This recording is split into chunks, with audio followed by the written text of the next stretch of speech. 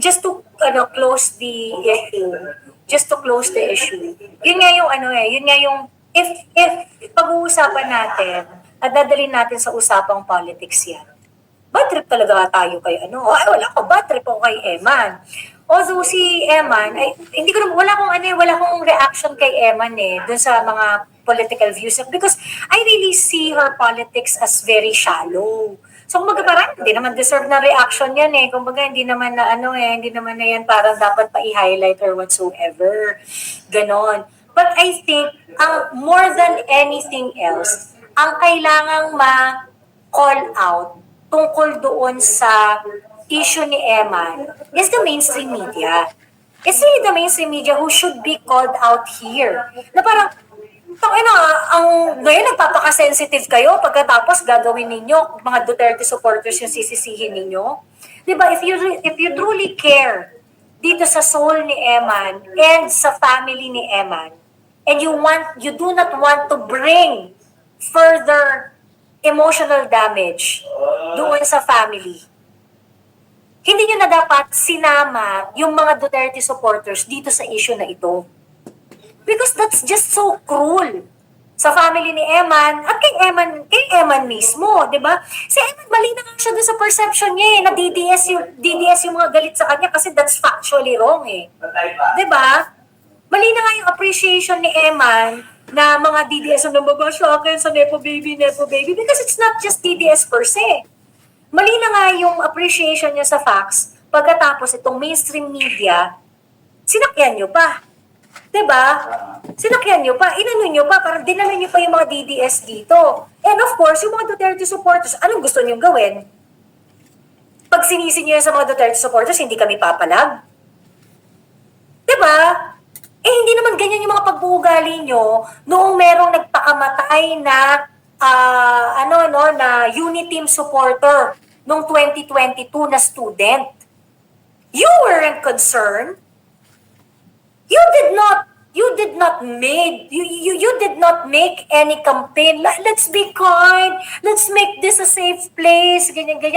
When in fact, yung estudyanteng nagpakamatay noong 2022, in-account niya talaga yung mga na-receive niya na bashing, yung na-receive niya discrimination. In-account niya talaga na it is because of that. Diba? So, yun lang will we supporters shrink back from the attacks of the unholy alliance? Both political sides may nagde-death threat. This is more on behavioral issue, not political issue, sabi ni Lee. I have to agree with that. Yun nga lang, kasi sa akin parang, bakit pag sa inyo merong nasaktan? Pagkatapos merong hindi kinaya yung bashing. I have to agree na talagang parehas naman to. Both sides, barubal naman talaga. Kung bardagulan talagang sagad. Ganon. And yeah, it is something that we have to change in how we conduct our politics. Ngayon, if you're going to say, let's make the space more loving and understanding and let's be kind to one another, well, you better check your own yard. Diba? Kayong mga kakamping, kayo yung number one na nagdi-discriminate Kayo yung nagko-condescend, kayo yung barubal, kayo yung namemersonal. Diba? So, if you want to make the cyberspace a safe space, okay, kupal. Diba? If you are being questioned with your arguments, you respond appropriately. Diba? I would just like to go back really quick doon sa sinasabi ni Tio na well, that's how I conduct myself online. Kung babastusin niyo ako, makakarating rin kayo ng kabastusan sa akin. 'Di ba? Hindi po pwede na kayo lang ang bastos tas ako gagalangin ko kayo. Ina niyo. 'Di ba? Hindi po pwede 'yun. Ganon. So kung babastusin niyo ako, magre-react ako. Pero ako, hindi ako mag-i-initiate na bastusin ka or whatsoever, naawayin ka or whatsoever, unless you're going to do it to me. Diba? Hindi ako mangunguna. Kung mabait ka sa akin, mabait rin naman ako sa'yo. Hindi naman kita kailangan nagdi-disagree lang tayo, pero hindi naman ibig sabihin nun gusto kitang mategi or gusto kong may mangyari masama sa'yo or things like that. Ganon. Pero kung kunwari, balasubas kayo, di balasubas din ako. Diba? Ganun lang yung kasimple. However, no matter how cruel the bardagulan is gonna, is gonna fold between the two of us, one thing that I don't forget is, bibigyan kita ng eksplanasyon, ng reasonable eksplanasyon. Kahit binabalasubas ako, kahit binabastos-bastos ako, 'di ba? I am going to give you an explanation para maintindihan natin pare-parehas. Well, at least kayo, yung mga nambabalasubas, maintindihan nyo or kung sino man yung mga like-minded ninyo ng mga taong balasubas din, maintindihan nyo kung saan kami nanggagaling. 'Di ba? And like I said, sometimes you're not going to understand it kapag ako na rin nasa middle tayo ng bardagulan, ina-explain namin sa inyo kung saan kami nanggagaling. Perhaps hindi nyo maiintindihan. Pero sure na sure ako, with the explanation that we have given, that I have given, I know, yung rational mind ninyo, pag gumana yan, maiintindihan ninyo kung saan kami nanggagaling. At maaamin ninyo na, ay tama pala si Joey. Diba? Ganun lang yung kasimple. All our energies should be focused on calling out the mainstream media. Diba? Tang ina nyo eh. Gusto nyong gawing DDS issue to? Talaga ba? Talaga ba? Pagkatapos you want to perpetuate kindness, you want to ganyan-ganyan. Diba? Pagka magkukall tayo ng kindness, pag magkukall tayo ng kabaitan, ensure muna natin na kaya nating magbigay ng kabaitan. And I'm very, very sorry to, I feel sorry for Eman. But Eman wasn't very kind to opposing views sa politics niya. Sa politics lang ha, sa politics lang. Kasi she seemed to be a nice girl outside politics. Sa politics lang. Hindi rin naman siya mabait doon sa politics niya eh. Diba? Diba? So ngayon, ito yung lesson dyan. Okay? Kapag hindi nyo kayang makipagbardagulan, and if you're going to be affected doon sa mga maaaring responses sa inyo pabalik, do yourself a favor. Walk away from it. Mas importante yung mental yung mental stability ninyo. And 'di ba? If you are not stable enough para mag-politics, stay away from it. Ganyan. Pupunta lang ako dun sa politics side, and I think okay na tayo dito kay okay na tayo dito kay Eman. I would just like to appeal doon sa mga diehard Duterte haters. Okay? I would just like to appeal to people who share similar politics with Eman. Okay? So kaya sinasabi kasi ng mga deranged Duterte haters. Kasi si Duterte, ganito, matay tao, ganyan, I shared this story mga few months ago na. Pero I think I have to say it again so that yung mga deranged Duterte haters dyan, maintindihan ninyo kung bakit namin sinusuportahan si PRRD. Okay? I had a conversation with medyo bata pa siya na babae na super pink. Hindi naman siya rabid. Mabait siyang bata. Hindi naman siya rabid. Yun nga lang, meron talagang difference sa values when we look at politics. And I was trying to make her understand kung bakit hindi po pwede yung view niya ng politics to be the majority view in the Philippines. So you have to hear me out. Okay. That conversation is a conversation between me and a pink, and hindi yun bardagulan ha. The conversation was done in a very respectful manner, very, yeah, you may say very loving manner, no? Kasi ano siya eh, girlfriend siya ng kaibigan namin eh. But very young. Ganyan. Ano siya, Gen Z. Gen Z siya. Ganyan. So, of course, galit siya kay PRRD kasi mamamatay tao daw si PRRD, ganyan-ganyan, wala daw siyang regard sa human life, ganyan-ganyan. Yung mga typical na galit nila kay PRRD. Okay? Ngayon,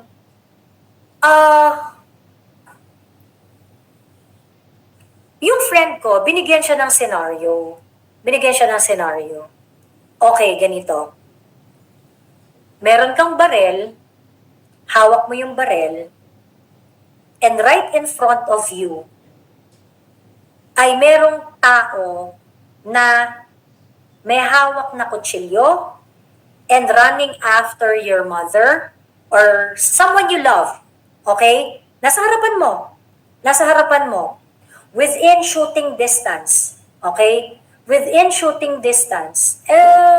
You have the opportunity to neutralize that person who is about to kill the person that you love.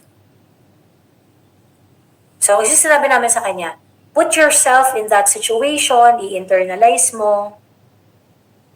What are you going to do?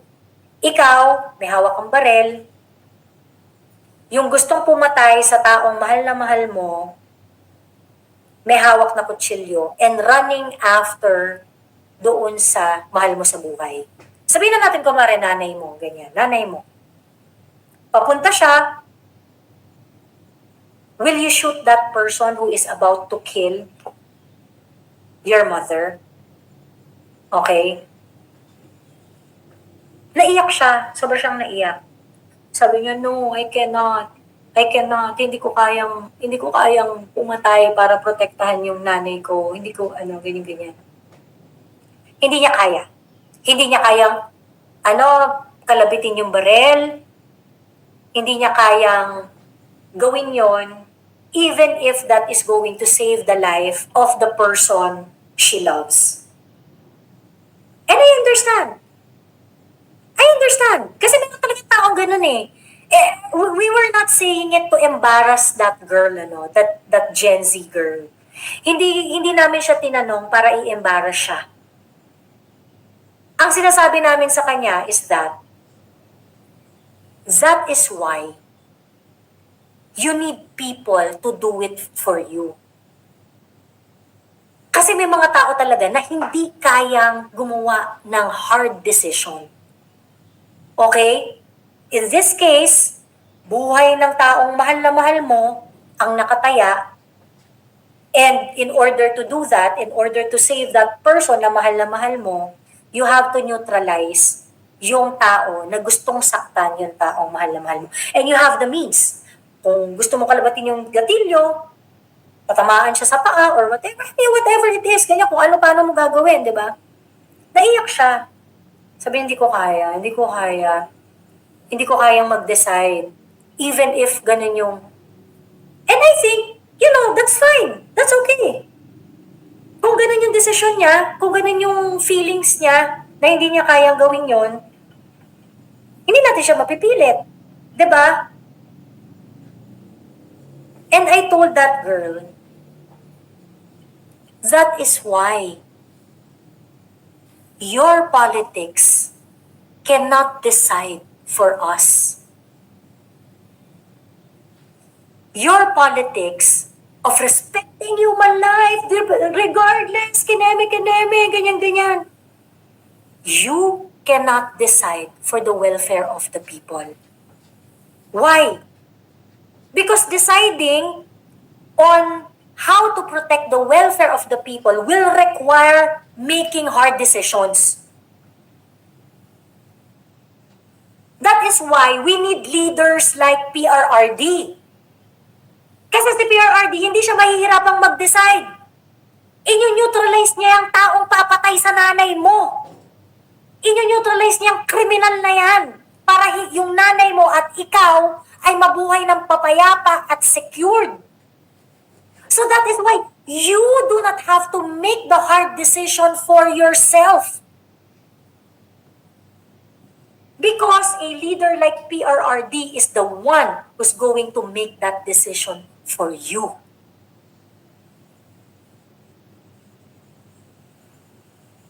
That is why your politics cannot be the politics na mag-govern dito sa bansang ito. Because your politics is going to be indecisive. Hindi mo magawa kasi mamamatay yung, ay, hindi ko kaya pumatay.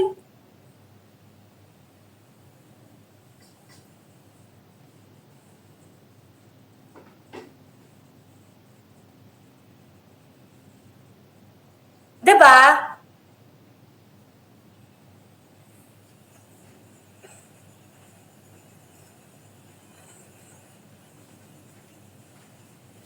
So, I hope those people na hindi nyo maintindihan kung saan kami nanggagaling. Kung bakit gusto namin yung ganong klaseng leader na katulad ni PRRD. Kasi, the Duterte kind of politics would always think of the general welfare. And they are willing to do the hard decision to protect me and my fellow Filipinos. I don't think your politics can do that. Hindi yun kayang gawin ng politika ninyong pulpol na pretentious, na hindi lahat importante, human rights, ineme, ganyan. Anong ginawa ninyo dun sa addict na, ang tawag dito, anong ginawa niyo sa war on drugs? Ay, hindi, dapat hindi madugo, ganyan. Huwag tayong papatay ng addict or ng drug pusher or whatsoever. What happened few days ago? Na merong nagshabu na UV Express driver, pumatay ng isang bystander, nag-injure ng 3, nanira ng property, sinagasaan 13 motor, binanggang isang sedan, naging danger sa life ng mga ordinaryong Pilipino. Why? Because our leaders decided na, ay hindi, irespeto natin yung mga yan.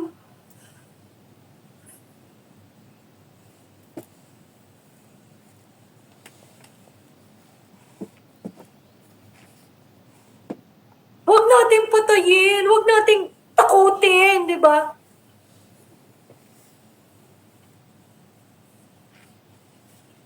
You are actually trying to justify yung incompetencies ninyo by saying na hindi, yun kasi yung humane. Yun kasi yung humane para dyan sa pusher, para dyan sa addict, para dyan sa drug lord. But you're not taking into consideration, is it humane for the people whose security and life were threatened by these people?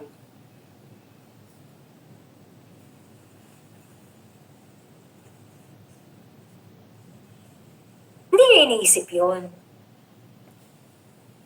Hindi nyo iniisip yun. So, yun lang. Ang galit lang naman kay PRRD, mga adik, mga masasamang loob at may kamag-anak na adik. At yung mga politiko na ginagamit ng mga taong bayan. Sasabihin lang nila, wag mo gawin yan. Walang kriminal makikinig sa ganyan. Sabi ni Bios Delta. Correct!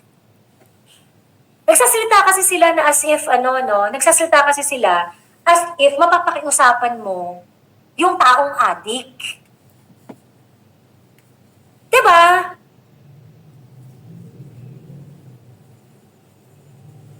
Kung kayang pakiusapan ng family members, yung family member nilang addict, di sana wala tayong problema sa droga. And you do not understand the unspeakable crimes committed, embarrassing crimes committed by a family member na addict.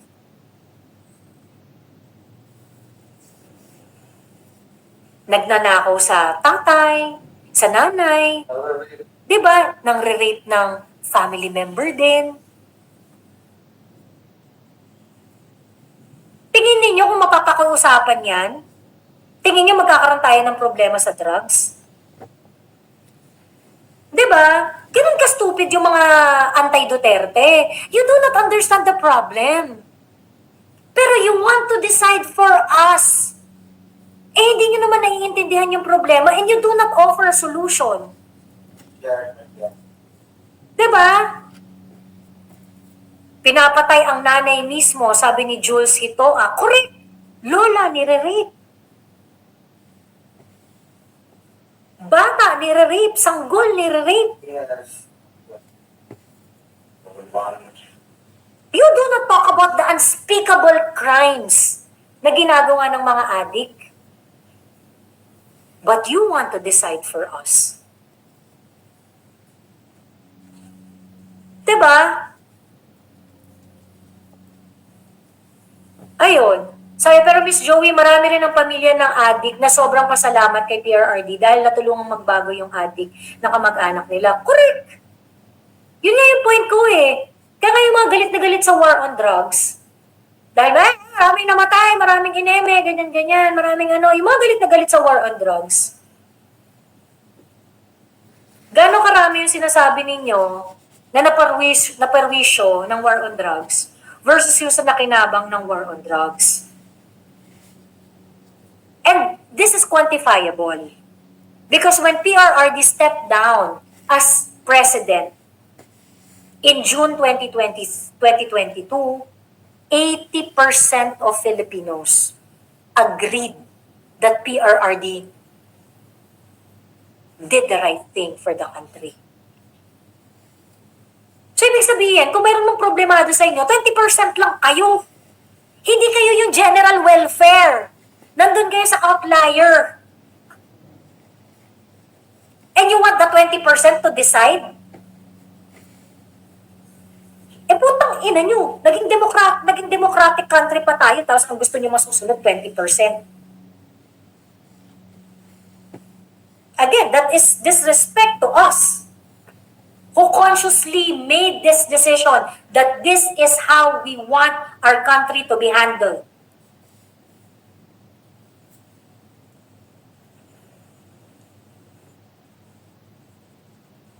Diba? So, yun yung point ko. Okay? Yun yung point ko. Yung mga taong weak. And there's nothing wrong with being weak, ano? Yung hindi makapag-decide, yung hindi makapagawa ng mga hard decisions. You cannot teach us your politics.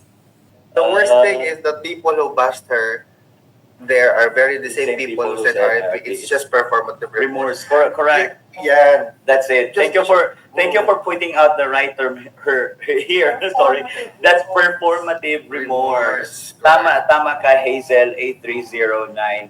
Kasi if you look at the TikTok of Eman, if you review her videos on TikTok and check the accounts of those commenters who are spewing hate comments against her, you would realize that they are not DDS. Partly or particularly, most of them are coming from the Kakamping group. You know, those people who are acting as if they have the moral ascendancy about everything ba? Yeah. Di ba? Yun. Tapos, asa pa? Napaano ko sa una-una ko.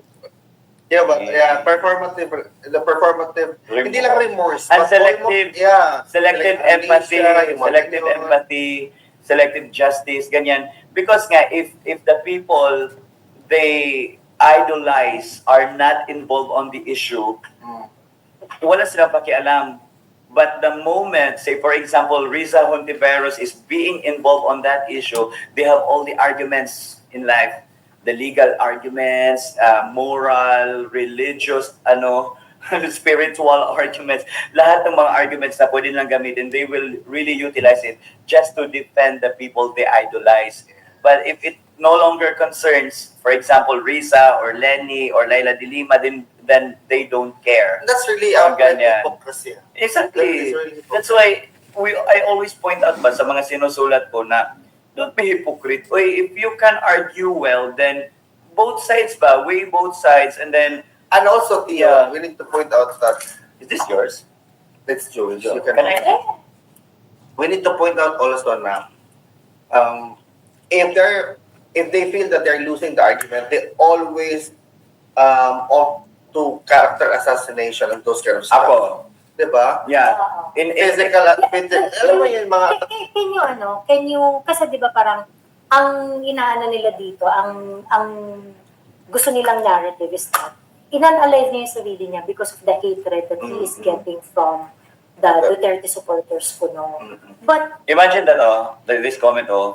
galamlam kang bayuta ka. I don't know how can I translate that in Tagalog, but it's a negative comment. Oo. See, now if ibardagulan ko yan, for sure that's a fake account, maybe. If ibardagulan ko yan, magpapag-victim yan. Correct. Sasabihin niya Oo. naman niya, Aping-api na naman aping-api sila. na naman sila, ganyan-ganyan. So, I think mukhang okay naman tong si Eman Atienza. It's just that yung nga lang, DDH siya. May pagka diehard Duterte hater. And I don't think, nakikinig siya sa ibang side when it comes to politics. Kasi, nung lumabas yung issue tungkol sa mga Nepo babies, grabe yung bashing na na-receive niya. Ngayon, pinublish ng ng mainstream media, Inquirer, GMP News, ganyan-ganyan, pinublish nila na dinidiin nila na yung huling message ni Eman Atienza is the one that triggered her suicidal ideations. Ganyan. Sabi ni MJP, she was bipolar. Diagnosed ba siya na bipolar? Sabi ni Illinois, matagal naman na siyang may mental health issue. So I really don't get why they are pinning this down to DDS. Well, yun nga I think grabe dito yung maling-mali dito yung social media the mainstream media is actually not doing any favor to Eman and to the family of Eman by dragging the DDS in the picture. Making it appear na kaya yung nagawa ni Eman, kaya niya in-unalive yung sarili niya is because, binash daw siya ng mga DDS. Okay?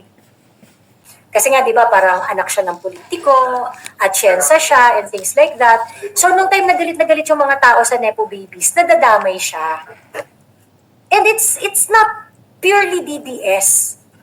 But what I don't understand is, bakit siya, sinasabi niya at pinangalanan niya na DDS yun? Bakit kailangan niya pang i-highlight na, kasi si DDS daw as if the mga DDS ang may dahilan kung bakit siya merong mental health issues.